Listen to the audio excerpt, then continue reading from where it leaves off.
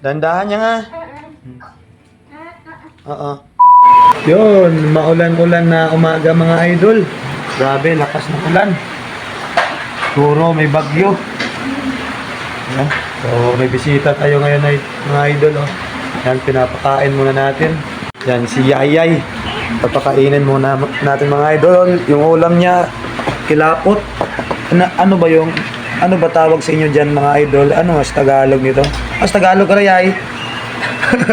Ano yung kasaya? Di ka ba na? Yan. Pakainin muna natin si Yayay. Yan.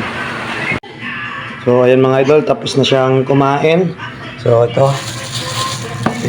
Padala natin siya ng budget na for 1 week. Isang Domingo mo, Raya. Para kay Milby dyan. Thank you. Dito si nanay mo. Ito yung mo. Bali, babudget na lang natin siya for 1 week.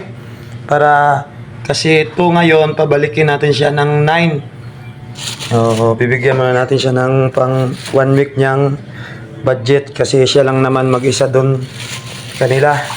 No? Dahan niya mag-uli Kaya? Okay.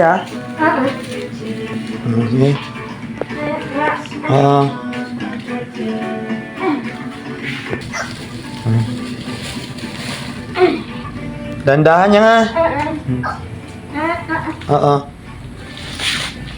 Yan mga idol, pauwi na siya kasi malayo pa yung uuwian.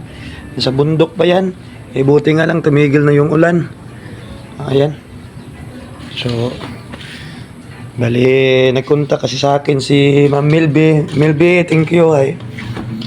Ano na lang natin si nanay niya. Babudgetan po. Bali, every 1 week, babalik siya dito. Para hindi naman masayang yung pinapadala ni Milby o ng anak niya. So, yun mga idol. Ayan, sana maka-vlog tayo mamaya kasi tumigil na yung ulan. Ayan. So, yan mga idol. Pasensya nga pala kahapon, no? Kahapon mga idol kasi nag-vlog kami doon. Naghatid ng tungkod galing kay Ma'am Cecilia. Doon kay Angkulari Tangal. On the spot kasi yun kahapon. Nag-celebrate kami ng September 1. Si Berman nag-shot, nagtagay-tagay kami dito ng mga tropa ko, nag-enjoy. Bigla nag-contact si ma'am na may ibibigay daw siyang tungkod, dugay kulari. Kahit nakiinom tayo, pinuntahan pa rin natin yun. Kaya nga ang boses ko dun sa vlog ko parang lasing.